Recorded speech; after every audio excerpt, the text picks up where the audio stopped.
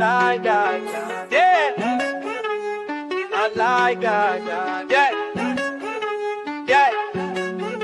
American bully, that's a dream. From XL booties to extreme. Pocket standing, not left behind. Bully breathing is a grinder, we don't mind. Pick it up shit, Facebook posting. Put in the time, we get left behind. Stand on your 2 feet, no joint crowd. Stay grounded with 10 toes down. Some get big headed when they win at a show. Some act like Joe, plus some hype for dough. Real breeders are humble, you know. Cause they know just cause you won the class don't mean you won the show. Lunes, Monday Live. What is going on, guys? We're going to be talking about your favorite subject. Yeah, orthopedic dog issues, hip dysplasia, elbow dysplasia. Man, you name it. We're going to be hitting it up tonight. I've been getting a lot of calls this past week about this particular topic. Intervertebral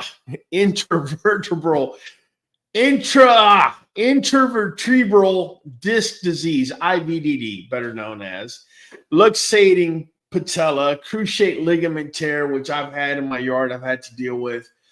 We're going to be hitting on these topics, man, because I feel like a lot of you may even have these issues popping up, yet you really don't even know what it is. And by the time you find out what it is, a vet is forking over a nice little bill for you, man. So we're going to be talking about numbers as well, as far as, operational costs and that sort of thing. Let me bring my guy, Michael Higginson, man. He's been waiting for the last hour in the back, man, just chomping at the bit. Let me bring him on. What's up, Mike? What's going on, fam? I'm excited about tonight. All right, man. Hey, we're going to be talking about orthopedic issues with dogs, man. You know, one of the biggest orthopedic issues I've talked about in these past couple of years has been Easty-Westy, right? Mostly because we're breeders, and that's usually one of the main turnoffs and whatnot. But what people don't realize is if you have Easty-Westy, it could actually affect many other things that you're going to end up having.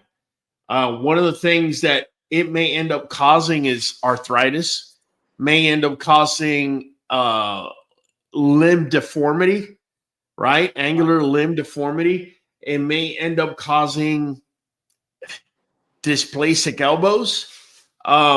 All of the above. And so, I've always talked about how important it is to be feeding your dogs the right amount. Don't get them overweight. And what's crazy is when I was researching every single one of these things that we're going to be talking about, having a dog overweight, poor nutrition, what it normally says is it could be genetic, which we all know it can be, right? But then the dietary side is the pup is either overweight or it's not getting the proper nutrition. So if you get a combination of those, you usually end up with dysplasic elbows, Easty-Westy, which is it's quite common within the American Bully breed and quite common within large breed dogs. Something to bring up, I think, right here, Raul, is a video that you did a while back where we talked about the different lengths in the arm of the dog in the bone.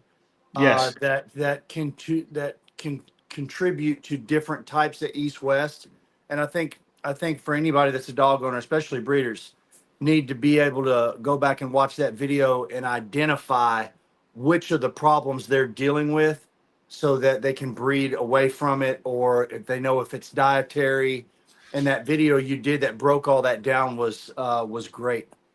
Well, yeah. But, tonight we do the live on purpose so people could ask questions and we could jump in and break it down for them. But one of the things, for example, that I get hit up a lot on is on the very thing I've been talking about, which is East-Westy.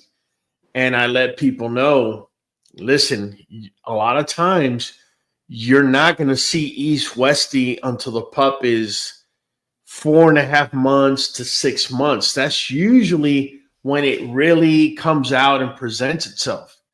This is one reason why it's so important never to buy from a breeder that's trying to force you to pick a puppy at 6 weeks. See, the reason that breeder is forcing you to pick a puppy at 6 weeks and trying to send it your way is because he or she knows that what they're producing are flaws that are so egregious that by the time the pup is 8 to 10 weeks old, pretty much you're going to be seeing these flaws. So instead, they'll sell you the pup at 6 weeks so that once the flaw pops up, it's all on you. It's not on them, right?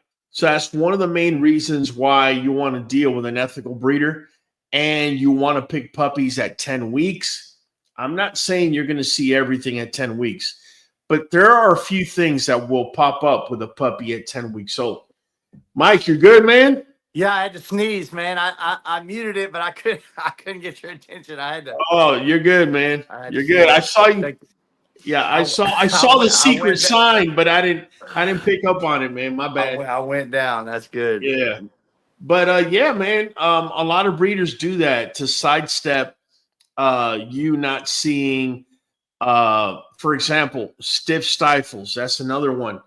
On a puppy that's 6 weeks old, you may see that something's going on in the rear, but you're not going to necessarily see the full spectrum of it until that puppy starts to grow and those bones start to lengthen. And the more they lengthen, the more you start seeing the flaw in front of you, right? Yeah. So let me jump in here to let me jump in here to East Westie, right? And East Westie, right, comes in stages pretty much. It comes in stages. So the first stage or the first sign that you have a puppy that's going to be East West, it's going to be normally between 8 to 10 weeks. You're going to see a little hair, a little something. No matter how much you try to fix the puppy's feet to take the picture, that one little paw just continues to do a slight little twerk. Well, I'm letting you know right now that slight little twerk with time is going to twerk a little bit more, right? But there are certain factors that are at play. Is it genetic? You don't know. Unless you've seen the parents and they have angular limb deformity, then why are you buying the pup to begin with, right? And then secondly, is it dietary? One of the things that may allow you to know or kind of give you a clue that it's dietary is if the parents are clear up front and the breeder is free feeding puppies kibble, right? Because I have spoken at length that high protein content will weaken the soft tissue. So that puppy, because it's got weak wrist or weak pasterns, if you will, is going to redistribute the weight by opening up and being able to stabilize and redistribute the weight that way. So if you're seeing a fat puppy in front of you that can eat whenever he or she wants and they're way overweight, but the parents are clean, then more likely than not, you're not dealing with a genetic issue. You're probably dealing with a dietary issue. And, you know, one of the things I always recommend is Nuvet NuJoint DS for a simple reason, guys. The amount of calcium, phosphorus, the amount of all the minerals that are in there, there's not... Chondroitin's a big one for me. Chondroitin, yeah, there's not too much of anything to make that bone grow too fast, and it gives the soft tissue the support it needs, especially when the puppy's younger, right? What may end up happening is if you're feeding a particular kibble that say has a high content of calcium for that pup, what happens is that puppy's going to be eating it.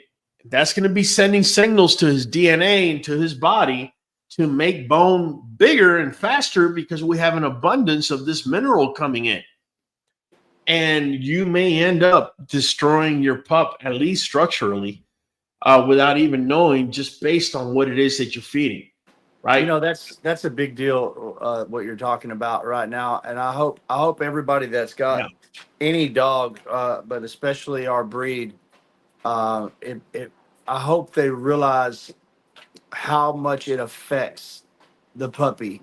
Environmental stuff, Yeah. it really does play a difference. You might have potentially the best dog there is and ruin it, squander it, not taking care of certain elements and not taking care of certain things to do with the dog's, direct environment and routine and diet and nutrition Yeah. and things like that.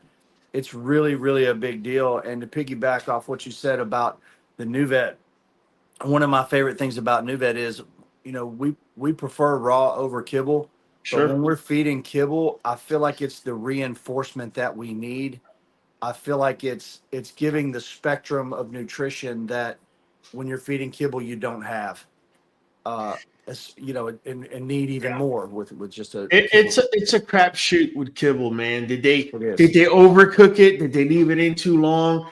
Did they acquire good bioavailable minerals and vitamins from East Asia somewhere, to not say China?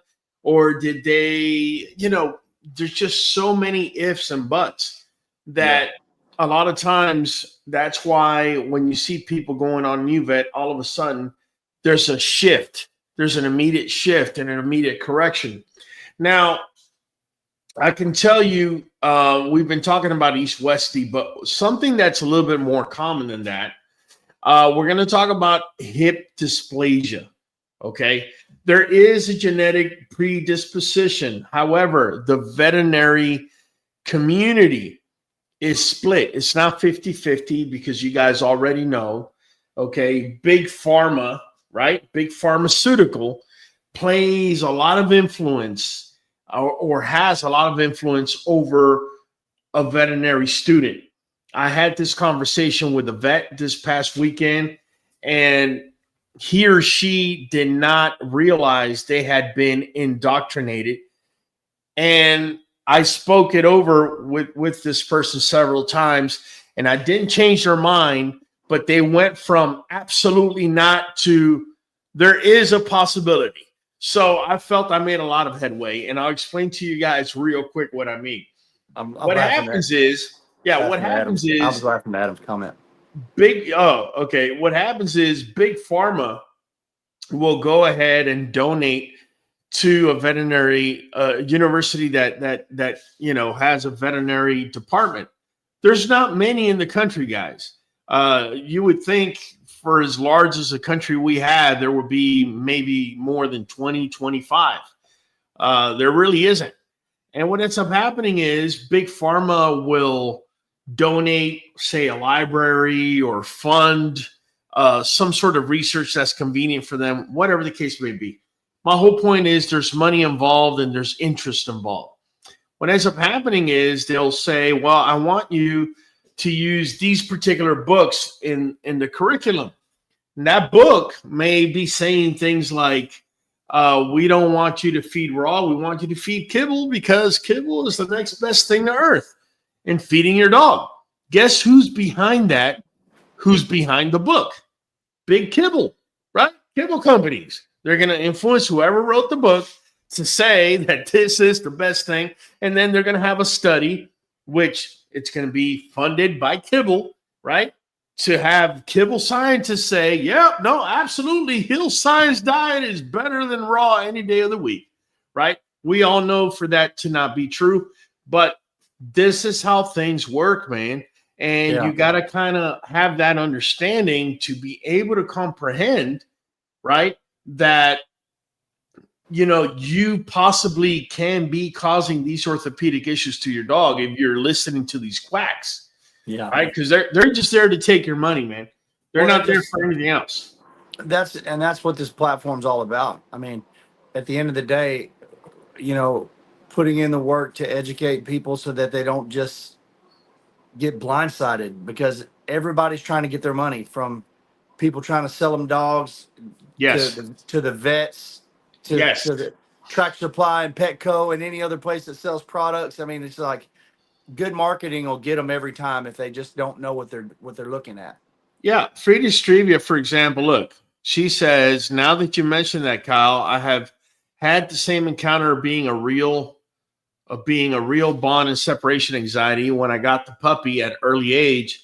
Get bonding and take separation anxiety, I guess. Yeah, here's the other reason why you don't want to get a puppy at an early age. Here's the reason. So between the weeks 4 all the way to week 9, they go through rapid stages, bite inhibition being probably one of the most important of them. I agree. And that's when the puppy bites his little brother or sister's tail, and she turns around and bites him square in the snout. And that happens several times. And then he starts learning dog education, like just basic dog education. They start respecting each other's spaces and know that if they go after each other's little bone, if one is chewing a bone and one decides to go after it, he or she needs to comprehend by that time that it's about to go down, right? So they learn behavioral manners. Yes, manners between dogs, and they also learn that their mouth is capable of inflicting pain, but it doesn't have to if they'll control their bite, be gentle with their bite. Teaches them to be gentle and not bite so hard when they're not trying to hurt somebody. Right. So if you have kids in the home and you're bringing in a puppy that's 6 weeks old, get ready for your baby to get nipped left and right. And there's nothing wrong with the pup. That puppy just hasn't gone to school to learn what's right and wrong and how far to take things. So right. True. Also, why would you want to bring a 6-week-old puppy to your home where you have a child? You don't know if this puppy has any type of, temperament issues or anything like that. Yeah. In fact, you might end up causing it. If you have a child, if you bring in a 6-week-old puppy to the home, he or she hasn't gone through the bite inhibition stage or any of the other stages, doesn't know how to bond, doesn't know how to cope, bites at everything, right? And your child decides they're going to poke him in the eye, bruh, you're going to have yourself a problem in your hands. You're going to have a serious problem in your hands, and that dog is probably going to end up in the shelter. And here's the thing too, Raul. It's no fault of its own. Huh? Explain to me, I mean, there is no explanation. What people have got to learn is, and this is not a shot at anybody that's sold puppies at 8 weeks. What this is like I said before, an educational platform to teach from our journey. And what I've learned, and I learned it right here, is that it's better for the breeder, it's better for the buyer, it's better for the puppy, it's better for the mama if you'll wait 10 weeks. It gives the breeder time to watch the puppy develop, to make more accurate picks as to which one he's keeping and what's up for his program. It gives the buyer more time to be able to know what it is they're buying and what things are developing and stuff, depending on what they're looking for. If they're trying to buy a show quality dog, or what it is that they're chasing down. If they want a female that has a certain attribute or whatever that they're hoping that this breeding took to this chest or this, this top line or whatever the case may be. And then it teaches the puppy to work with the other dogs and to get that etiquette. And it gives the mom time to transition away from her puppies a little more too and teach them. I couldn't agree with you more, Mike. The problem we have in this community and any breeding community, it seems like the majority of the breeders are backyard breeders, right? And when they're trying to push a pup on you, make a pick at 2 weeks, and I'm sending you the puppy at 6, you really need to question. I mean, that's a backyard breeder. You want to know what a backyard breeder is? That's a backyard breeder. Hold on. Kyle's is waving me down. What you got, Kyle? I was going to say, I noticed a lot of those that sell them too early and stuff. They're just in it for the money. It's a puppy mill. They're just they don't care. They don't even care about their own pick. Yeah, they don't even care about their own pick. I was telling Insaratha and them about my first bully that I got. You remember I'd gotten her. That's actually when I first met you and started talking to you. The problems I had because I got her too early, but she was in a bad situation. Right. Sky, Like is that her name? within Sky? Yeah. Sky, yeah. But she developed such a very close bond with us because we got her super early. But at the same time, that first week she got coccidia from where she was staying at. I had to bring her to the vet. She almost died. I had to hand feed her for like 2 weeks. I mean, it was horrible, man. She looked horrible. But we nursed her back to health, and now she's still like she's almost like a human, but she's very separation anxiety. There's nothing I can do to break it. She's skittish about a lot of things, and that's no fault of Hey, us. It has nothing to do with us. some dogs will be able to adapt while others will maladapt. You don't know which way it's going to go, man, because you don't She know what did. triggers they have. She's the best pet quality puppy you could ever meet in your life, but at the same time, she has a lot of stuff. There's no way I could bring her anywhere because she Right. has a lot of those like skittish, she wouldn't bite anybody. She's just real scared and skittish on everything. And that's just from her being too young when we got her. Way too That- young. it's it. And a lot of times, the dog ends up in the shelter through no fault of its own. The breeder got Exactly. paid. The breeder got paid, and the owner just made a dumb decision. You really gotta, if you ever get in a situation, you really gotta know what you're doing. And you gotta put a lot of time and a lot of training and every day hours on in. Because if It's you just a don't know lot what of you're doing and you unnecessary just put her work. in a cage, I know it is. It's a lot of unnecessary work, So especially people that work every day got to leave the dog at home. That'll never work if you pick them up before 6, 8 weeks. Never. They'll You'll destroy never your get house. that dog where you want them. Oh They'll yeah, man. destroy your home. And Let me. probably be aggressive or whatever in the long run because you didn't do what you're supposed to. Yeah. Yeah, that's pretty much it. John Doe says, I find it odd when a breeder says, look at that structure, and the puppy can't even stand. John Doe, honestly, like, how many times do we not flip through social media and there's a 5-minute old puppy and somebody showing it at you, telling you how great this puppy is? Seriously? Like, seriously. I don't care who you are. I don't care if you got the best dog in this world. There's no way in hell you're going to know the minute you're grabbing that puppy and showing it to the world whether it's going to be great or not, right? If anything, it kind of reveals to me what that breeder's intention is, right? These are things you got to keep an eye on because that's usually a red flag. How much? A What do you breeder think the that- ratio that's out is here- between? I'm sorry. Go ahead. Yeah, a breeder that's out here doing their thing, they're going to take a picture of the litter, show you all the puppies in the litter. This way you can see the smaller ones versus the bigger ones, right? Yeah. But a breeder that's only showing you that one puppy he wants you to see, and they're not showing you anything else.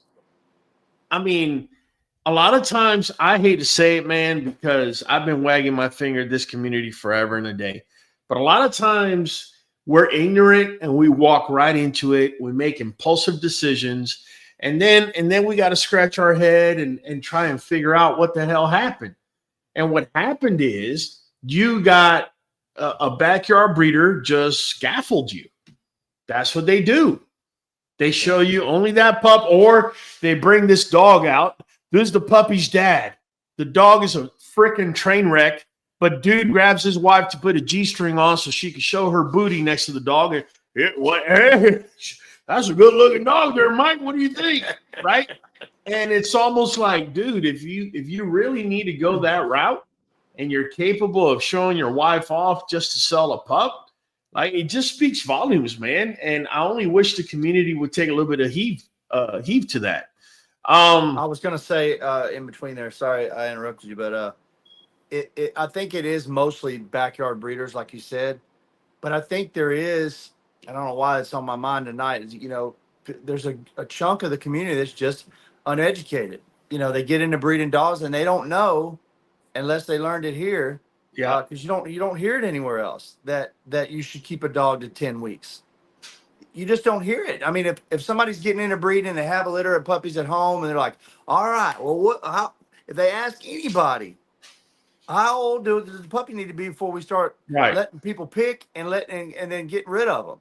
Oh, people, I would pick a 6-week puppy and get rid of them at 8.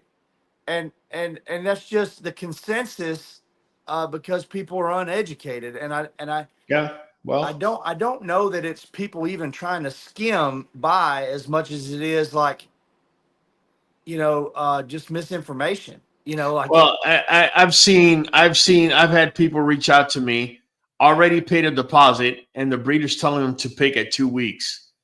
There's no way that's a general. Yeah, pick at 2 weeks, and I'm going to ship it to you. Pick what at 2 weeks? Yeah, colors. Oh, we're going to pick colors.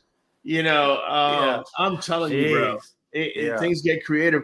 Alberto Ayala saying his 15-week-old puppy broke his canine. It bled some.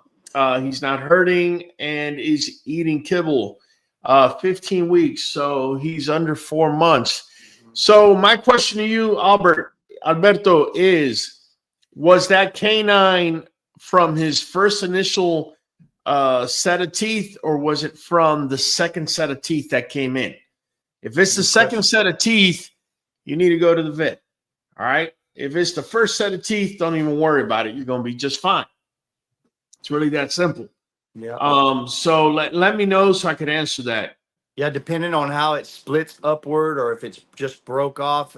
If it's if it's the adult tooth, it could be a real issue, or it might be all right. It just depends. Yep. I agree with you. Let me get into hip dysplasia here, guys, real quick.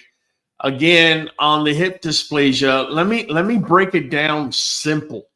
Right? I'm going to try to simplify it. So first of all, hip dysplasia, it is thought to be there's a genetic predisposition, right? However, another reason is that there's rapid growth in large dogs. Another reason is obesity, poor nutrition, right? Overexertion. I'm going to give you 2 reasons that I didn't see that popped up on Google. And that is, first reason is lack of grip when they're puppies. There's one reason why you don't want to buy a puppy and bring him to some sort of flooring where it's slippery. Okay, this is going to cause hip dysplasia, possibly elbow dysplasias and whatnot, because the puppy's trying to recompensate and he's hurting himself. Large breed dogs, including German Shepherds, Rottweilers, American Bullies, you name it, they have a tendency to grow faster. The bones grow faster than the soft tissue is able to withstand. So if on top of that, you're putting them on slippery surfaces, you're really, really asking for trouble, right? The other thing about hip dysplasia, and I'm gonna really, really simplify it for you.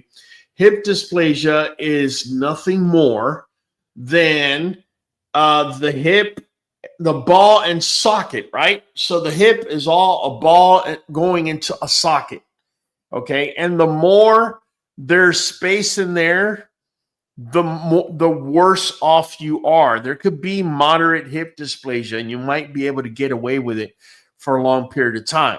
Or there may be severe hip dysplasia. You have severe hip dysplasia, I'm going to give you some signs that you'll be able to pick up. And it's unfortunate. The veterinary community, like I said, is split about 30-70. 30% think that it's environmental. 70% think it's genetic, right? They always want to pin everything on breeders. But the truth of the matter is, whether it's genetic or not, you grab a puppy and you put them on a slippery surface while they're learning how to walk, you're gonna be in a world of hurt. You're gonna cause an entire litter to have hip dysplasia, even if they weren't born with it. And one of the signs you could see in a puppy is, say the puppy's about 5 or 6 weeks old, and out of nowhere, he or she will start limping. And they'll limp for a good 5 days, and then out of nowhere, the limp goes away. And you're thinking, oh, great. Yeah, I'm going to be able to sell them, no issues. Yeah, that pup's going to have hip dysplasia, man, more likely than not. Okay. And it was probably caused because, like I said, lack of grip. And Saralta says that grip is why I started using vet fleece. It has a deep pile and is supposed to help pups' joints. Well, I use where I want my pups is a kiddie pool, but make no mistake about it, we're putting a little rubber mat in there that I know mama can't eat or anything, and especially when they're starting to walk around, and even before then. Okay, at minimum, I'm putting a towel underneath mom so when the puppies are suckling, when they're pushing with their back feet, they're pushing on something that grips, because that's going to help those muscles in the rear, right? It's going to help them develop. So by the time they start walking, they don't have any compensatory issues. You have a puppy that has issues standing up and moving and whatnot because the muscles didn't develop because it didn't have right footing. You're setting him up. You're setting the puppy up for issues. So I think it's like you said. Can it be genetic? I think maybe you could have bad hips in a dog. There could be genetic hip issues, but everything that I've researched has led me to it's not really just outright conclusive, but I'd say almost all environmental. If they could have, like you said, a little bit of a predisposition that it wouldn't take much to kind of trigger. yeah, But you could take puppies with perfectly good hips, no dysplasia, nothing, and ruin the whole litter pretty young. And what's crazy is it happens in the first couple of weeks of life. yes, A lot of times it's everything I've found said that they think it happens real early on. Them puppies don't have any strength yet, and they're just fighting to scoot around and not gaining any and then they first try to stand up and do the splits with all fours like this. yeah. It's I'm gonna give you another little insight. If your puppy was a swimmer at some point, stay away. Stay away. Trust me on this. Stay away. A puppy being a swimmer is usually due to breeder incompetence, breeder irresponsibility. You should know as a breeder, if you're having a small litter, that they're probably going to want to eat more than they usually can, okay, or should, better yet. What ends up happening is they eat more and they pile up more weight than their body or joints can actually support. And this is what makes them a swimmer. Can you fix a swimmer? Sure. You can make them walk if that's what you mean fix. But how are you going to fix the position of the hips when you're teaching that puppy how to walk again? Because now you got to either put bands on either the front legs and back legs, or you got to put two pieces of wood together for the puppy to walk through the middle. How do you guarantee that those muscles, accessory muscles that needed to be there, for the puppy to be able to stand and that weren't there, this is why they're swimming, all of a sudden are going to be there when you teach them how to walk. Tell people That's the what reality. Swimmers are that don't know. Yeah, this swimmer syndrome. Let me bring up a picture so I can show you guys. Puppy swimmer syndrome. It's basically when they scoot around with their legs out to the side, basically, right? Yeah, basically they don't walk. So I'm gonna bring it up for you guys to see. I got quite a few pictures. Hopefully I could pick one out here. Here you go. So what normally happens is the entire litter is walking. However, you'll have a puppy doing this right here. All over the place. He wants to play, he wants to eat, he wants to do everything, but he's not standing. And then one of the ways you fix it, which is I had a swimmer once. This is why I know. Okay, one of the ways to fix it is you got to either tape the front and back legs together, right, until they build enough muscle to start walking again, or you could build like a little I'm trying to see if I can see it here, like a little hallway with two wooden, not beams, but just two wooden pieces that are long enough for the puppy to be able to walk, and therefore But look at the positioning of this puppy's back legs. That's what the positioning of swimmers' back legs usually are. How are you going to guarantee me, even if you get this dog to walk, that this being in this position for a long period of time is not going to cause hip dysplasia? Yeah. That's the part. So how effective was it in your experience? You said you worked with fixing the dog. Were you able actually to get it to? She didn't have hip dysplasia. She had elbow dysplasia. You go and get it either in the front or the back. In her case, she was compensating in the front for the back.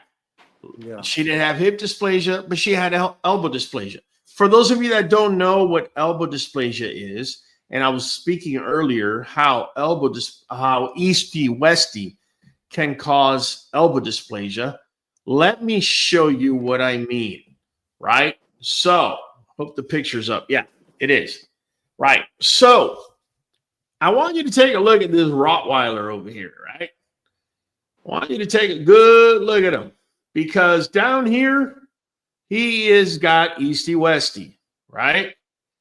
But I want you to take a look at the elbow, how it's sticking out.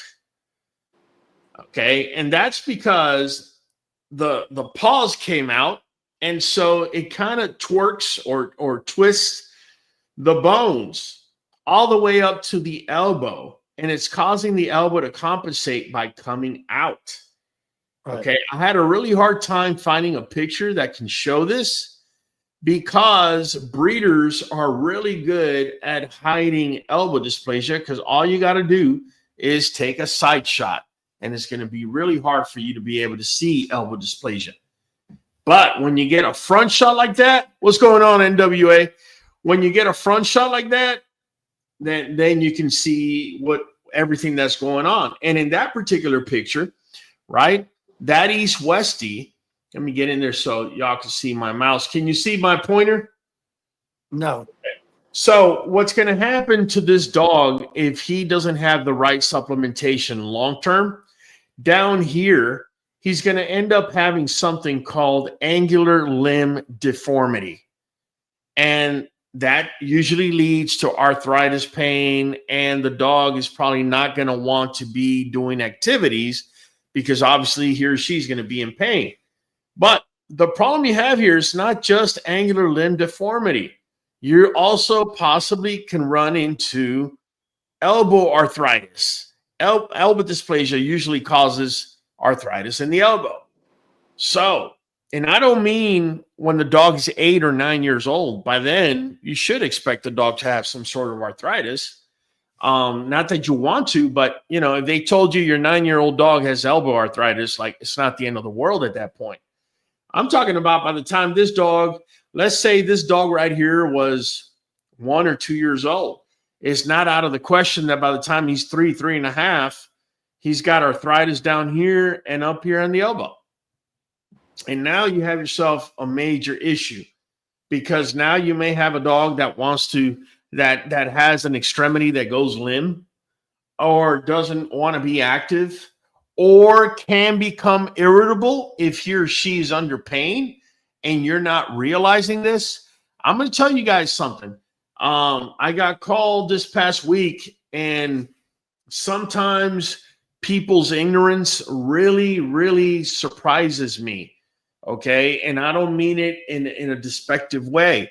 What I mean is this one gentleman had a dog that had hurt his Achilles, or not his Achilles, his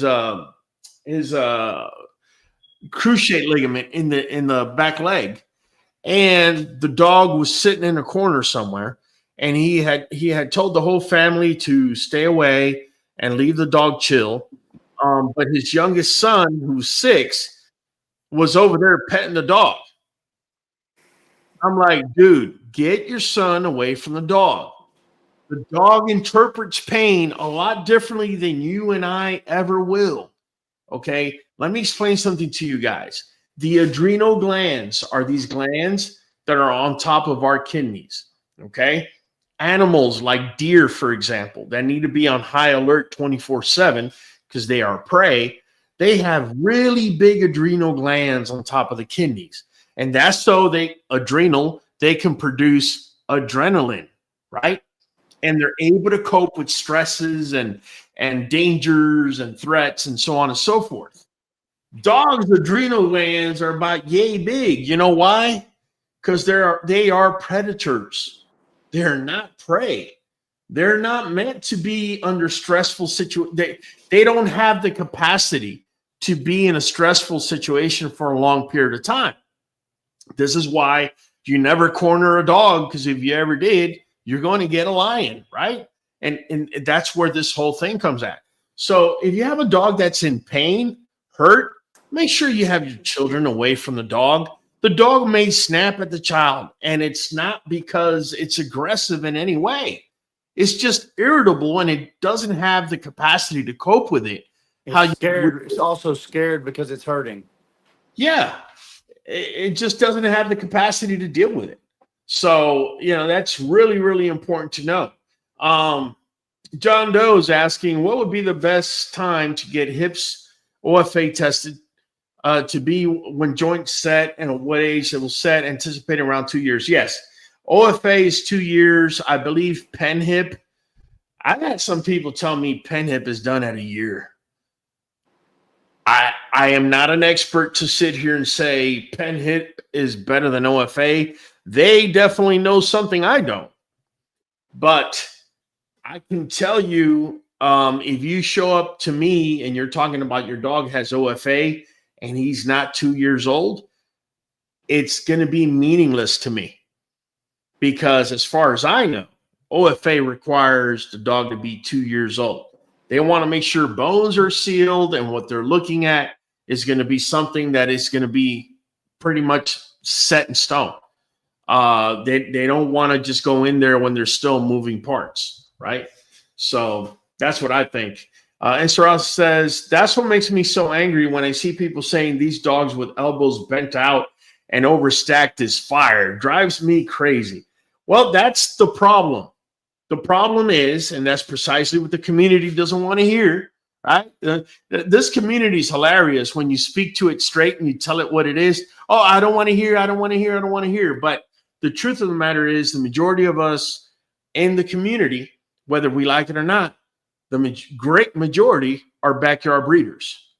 That's it. And they'll show you a dog, oh, look at that, that's fire. The dog walking around like this, or they'll take a picture of a dog. How stupid do they think people are? I say to myself, and then I look at the post and I see 250 likes, and I'm like, wow, okay, wow, I get impressed again. They'll take a picture of a dog on slanted ground like this, where you can't even see the rear. Oh, look how fire though! You're super fire, dude. I'm like, Jesus Christ, bro. Okay. I see that in the group chats a lot, like these big bully groups and stuff where people get together, and that seems to be where people try to sell puppies a lot. And I see breedings and people showing off their dogs and stuff, and I'm like, does anything to do with the dog's genetics at all? I mean, does the physical phenotype, any of it matter to you at all? It doesn't, bro, because what ends up happening is the way that the majority of the people in this community sell the dream, because that's what's being sold. What a backyard breeder does is he sells you a dream, right, to lure you in. And what he or she sells you, he starts talking a language that you don't understand. Oh, he's got XYZ behind him here on the top, and he's got ABC on the bottom, and well, what? Oh, King XYZ. That's what it is, and Queen Gucci. Oh, that sounds appealing to me. That's, they start equating it to merchandise and whatnot. And what ends up happening is they start learning, or they think that marketing is, I either got to ride that guy's coat, or even worse, I got to ride other things, right? Which we know is done in this community a lot. There's nothing worse than seeing a 40-year-old kissing another 40-year-old man's ass. Like, it's shocking to me, right? out in the open for the whole world to see. This is my ass right here. I'm gonna kiss it here in front of everybody so y'all know it's mine. Right? I'm taking over the ownership over this, and I'm just like, bro, laying claim to it. yeah. I'm like, dang, bro, you're just letting the whole world know who you really are. But hey, you know, who am I? Who am I to judge anybody else, right? That's just my opinion. But my whole point is they get it misconstrued. Bottom line is, if you have a dog that's well structured, you don't have to go kiss anybody's ass, my friend. All you got to do is post that well-structured dog. When you have a dog that's clean up front, like my boy Fireball, you show his toes every freaking time. I don't hide my dog's feet. Why is it I don't hide my dog's feet? Nice and tight feet. Because I want you to see them. I want you to know, bro, my dog is polished. I'm not saying they're perfect, but they're polished, right? How many people have dogs? How many people have dogs? And look, this is the worst dog I got in my yard. He's East-West. And you know what's crazy? When I go out and I post that he's East-West, breeders that have dogs that are more East-West than him will DM me. No, bro, he ain't East-West. He's a big boy. No, bro, he's East-West, bro. No, so they try to downplay my dog's fault in order to raise their dog's status. That's backyard breeding, bro. That's backyard breeding marketing. That you can't have a big dog that's not East-West. It comes with the weight. And I'm like, no, it doesn't. Right. By the way, real quick, I don't know if I mentioned it. I told you guys we were going to be breeding girl with my boy Blueberry. Didn't happen. Sorry. Blueberry over here just turned 1 on July 5th. And so I try to collect him. And he got an erection, which is a good thing. And he would lick her in the rear and do the whole jaw shivering thing, which is a good thing. But he didn't mount and didn't want to hump. And so he's just not ready. He's immature. So in his stead, we went ahead and we put this boy right here, who I feel, and I've told you guys, I feel he's the walking standard. Hector from BMBCs, my dude over there, Peter Stoiber. We went ahead and put his dog on her. And so by the time she goes into her second heat, then Blueberry's going to be ready to go and we're going to make it happen. So guys, always know, I don't care who you're breeding to or what you got going on. You got to have plan A, plan B, plan C, plan D, because it doesn't always go according to plan, man. That's just it. Yeah, not Queen says, but most of the time it's not going to. Yeah, I would say it only goes 30% of the time. Queen says Blueberry Blues for me to play him, but right now we're gonna put it on hold. I'm telling you, he's gonna come firing by the time December rolls around. But right now, he's still a little baby, man. He would look at me and just blink.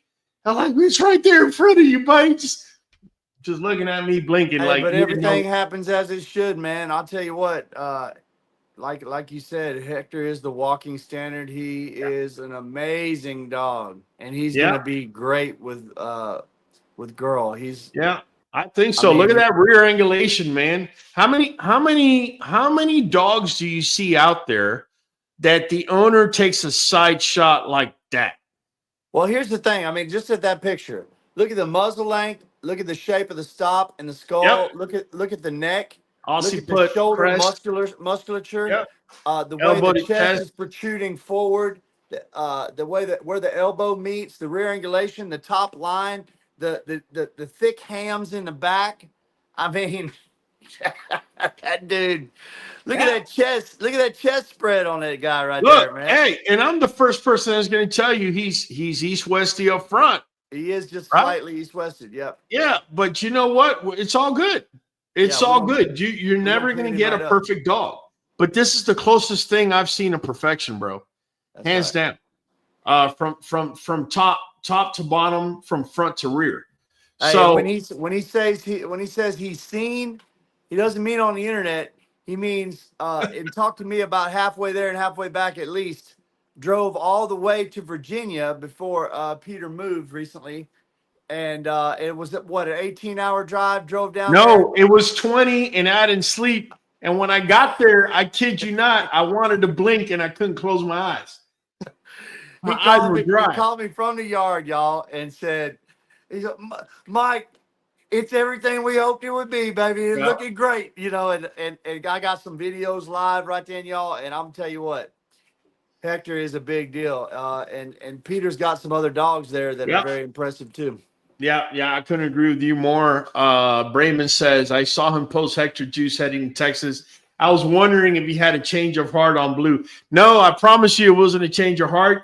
Blue just, he's still a baby. He's too young, man. Not ready yet. He's not ready. He was just looking at me blinking like, what do you want me to do, Dad? And I'm like, all right, bro, I got it. They can be ready at a year, but it doesn't mean they will be.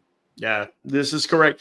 Now, I'll tell you, Sunshine's brother, Patron, this guy here that left the yard, a couple of days after he got here, that's the picture of what he looked like when he got here. A couple of days after this, he was humping already.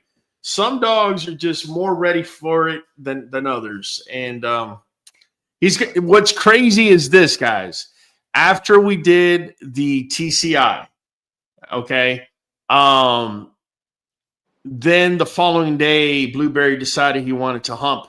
So it's just too little too late at that point, man. But it's the way it goes. It's breeding, man. It's breeding. It's not a perfect science. It just isn't. And Sheichi's cracking up saying, Patron the humper. Yeah, remember? We used to call him the crazy hump. Yeah, he was something else. But let me go back on subject here. Hold on. Inserata's saying, Hector and Girl are going to be great. Then Blueberry for second. Yeah. You know, the way it's going to work out in Serata is we're going to do, basically it's going to be Hector to Girl, Hector to Ali. Let me show you guys who Ali is over here. I think I already shown her to you guys. This is our girl Ali, right? She's our true XL. She's double N on the IGF-1, but so is Hector. And then Hector will be going into Girl. And then those two, more likely than not, are going to swap with Blueberry the next heat. So Blueberry's NI on the IGF-1. So I'm thinking, why not put him to Girl and also Ali, who's double N on the IGF-1, which means half the litter technically going in, the odds are half the litter is going to be double N, which is, you know, for you guys that don't know, on the IGF-1, let me bring it up because I don't want anybody to get lost as far as what I'm talking about. I've got Hector going into Ali's sister, litter mate, that I have here also as well. We're doing a repeat. We had tried here, I guess a little over a month ago, and holiday weekend, couldn't ship, barely missed the window. We tried it anyway, but always eggs were works too out that mature, way, man. Yep. Yeah, it always works out that way. It's unfortunate, but I just want to show you guys what the IGF-1 is. I know a lot of you that have been following me for a bit, you know what I'm talking about. But for those of you that don't, the IGF-1 is the growth hormone. And so if you really want to know how the potential of how big a dog could be, are you able to see my screen, Mike? Yes. Okay, perfect. So let me go over here and just show a little Blueberry. Where you at, Blueberry? Here he is. So this is a little Blueberry, right? He's got a 24% koi. See, he was born on July 5th, 2024. So he's literally what? A month and 2 weeks old? Yeah. Right. So you go to traits, right? And you scroll all the way to the bottom, and then you come up slightly. And here, my bad. Here it is. He is NI on the IGF-1. I is associated with smaller body size. So if I is associated with smaller body size, then the letter N is associated for large body size. We all know that Blueberry is a pocket, right? So what ends up happening is I have the ability. Let me find Ali over here. I have the ability of running him to Ali. If I could only find her. Here she is. Yeah, look, I even got my my girl Ladybug, my rescue embarked. So Ali over here, we go to traits. Like I said, you go all the way down, you come up, and it's right Blow that here. up just a little bit for people that are on a phone, Raul. Okay, there you go. So she's NN, right? And again, it says here, eye alleles associated with smaller body size. She doesn't have an eye. She is double N. So when I breed her and Blueberry, half of the litter is going to come out with this double N, which should yield me bigger dogs. So he's a pocket. So there's possible that I could have some standards, even possible that I could have some XLs out of a breeding like that. Right. Brayman is asking who owns Patron. I like to follow him. He doesn't even, I don't think he has social media, and Patron was sold as pet quality. Patron has angular limb deformity, the very thing I started talking to you guys about with the East Westie, right? So what ends up happening is sometimes, especially with pockets or the smaller dogs, you'll have some, how do I say this? You'll have limbs of I don't want to say midget, but I just can't think of a better word right now. You'll have some genes that are the dog has been inbred so much that you're dealing with Dwarfism. Yeah, you're dealing with dwarfism. That's the correct term.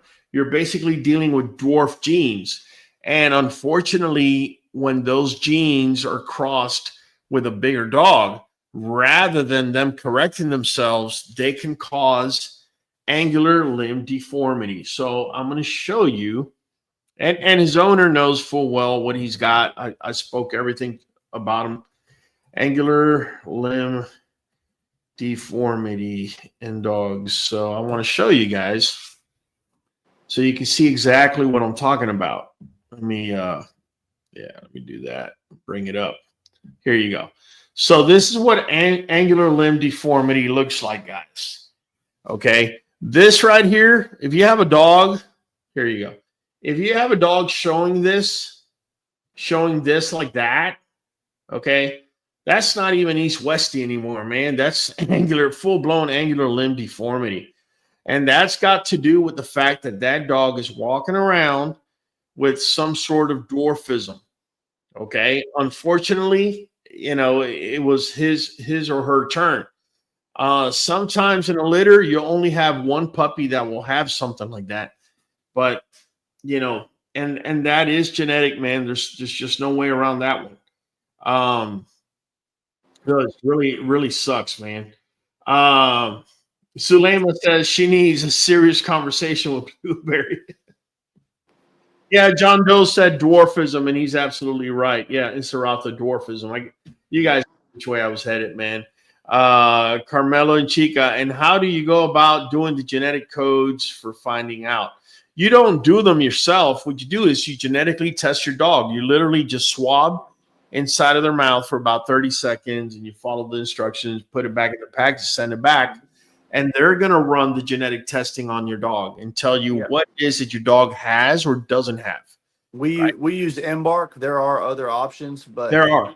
Yeah. We use Embark, and you can go to their website and order a genetic kit. They'll send it to you in the mail. Yeah. Like you said, swab the mouth. There's a way, you do it. You don't feed them for so long, and then it's better to kennel them for the night and then do it first thing in the morning. Before they've had any water or anything, and then you send it in, and they give you, several weeks later, give you a readout over that he was just showing us before. Yep. I remember back in the days, I created the goat ramp and had a bunch of people asking me why it is that I put a ramp on it. So the goat ramp, guys, was nothing more than say a piece of wood, right? A piece of wood held up. Plywood being held up by wood underneath it. And what would happen is the dogs would jump into a piece of wood that I had like right about here, like a step. They would jump here and jump here. When it was time to get off, they would jump here and jump down, right? Then I started realizing, right, doing research. This is one of the reasons why you don't want to sit still in one place. That I was improving the possibilities of cruciate ligament tear. And so all I had to do was that same go ramp. I just created a ramp rather than have the dogs jumping down and up and up. That's simple. And it went from being a weakness that could cause a CCL tear to becoming a super strength, because now that I would be able to walk the dogs briskly up and slowly down, and that would help them build their rear muscles, get everything nice and tight in the rear. So keep that in mind, because CCLs, usually the thing that leads to them is sudden twists. So let me give you an example. Something else I do still do with my dogs is the spring pull, right? And the flirt pull. Now, the flirt pull is the one that you use like a fishing rod, and you drop it and you move it around and the dog is running. Now, I have no issues with my dogs when they want to make a turn, running and making the turn. But don't ever flip it to where you snap it back, and instead of making a long turn to come after it, they have to make a sharp turn to come after it, because it is in that sharp turn that they could actually injure their CCL, right? So just food for thought, man, because I've been doing this. At that time, you also brought your springs down. Yes, right, all the way to the ground. So that they're not up on their back legs or jumping to get to it. Correct. Especially the puppies. You don't want puppies jarring their pasterns because they're jumping in the air to bite something, and then when they come down, they jar their pasterns.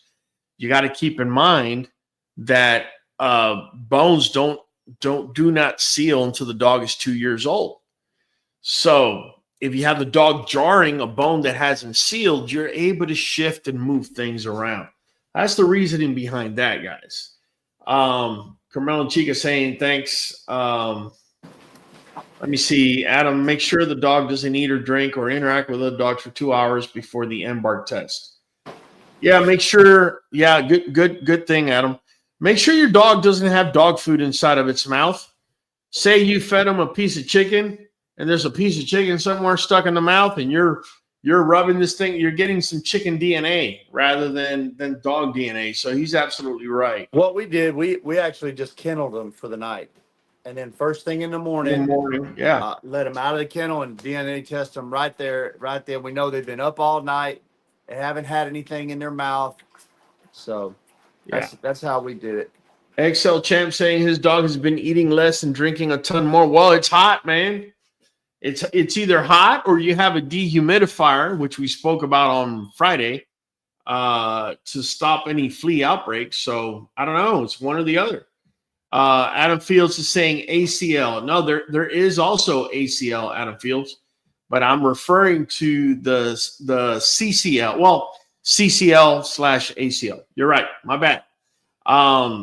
Again, you want to make sure that the dog is not doing any type of jarring action, jumping up or down from things. Use ramps. That's one of the ways. That's one of the ways to prevent that. Fredia says, they do that in the summer. Yeah, absolutely, man. Absolutely. Let me see what else is common. Oh, for sure. Luxating patella. Have you ever heard of that, Mike? No, I almost not sure if I heard you correctly. Yeah, luxating patella. And this is completely genetic. And all it is. Patella, that's to do with the knee, right? Yes, sir. That's got to do with that, the front of the knee. I don't know if there's a common name for it. I've always referred to it as patella, but I'll show you a picture and you guys will see what I'm talking about. And that's pretty much when the patella, that little bone that we have, the kneecap, There you go. That's when the kneecap, rather than being over here, it's over here on the side. And it's able to move. Sometimes the tendons there, the soft tissue is not holding it in place, and you're literally able to play with it and move it around. I've never had a dog that had that until I got my rescue girl. I'm sorry, my rescue Ladybug. And Ladybug has this for some crazy reason. So, but she's completely healthy, man. She ain't hurting or nothing. Her patella is just all over the place.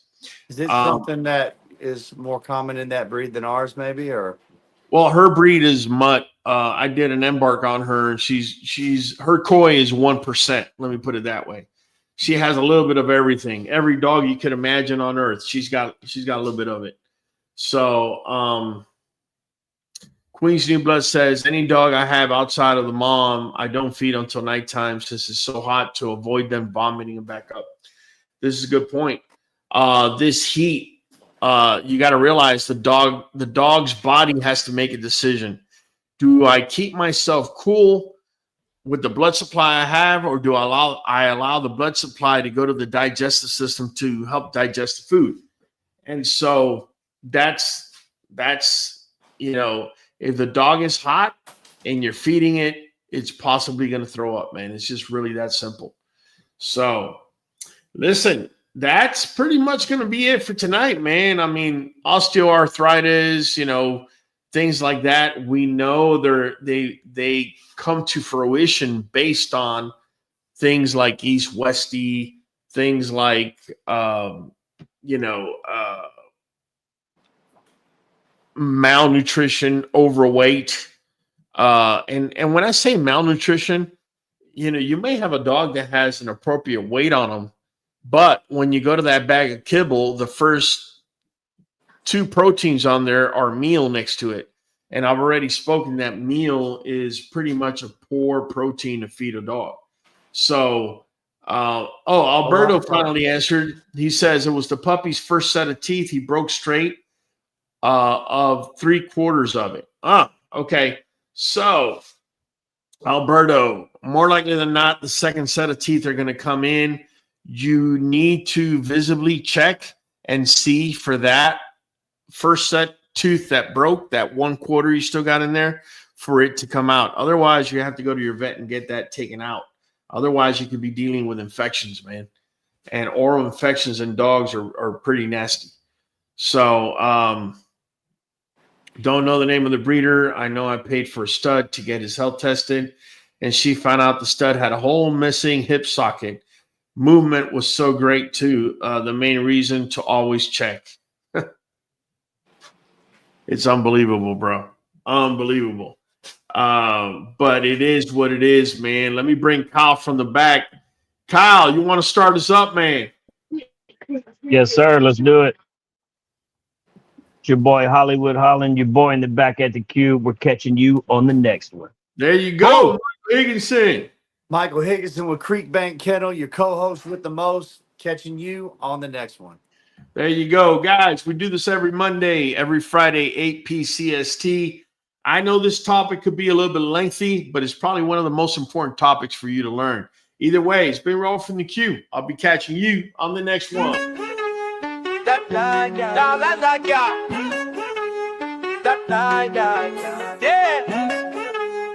I like that. Yeah.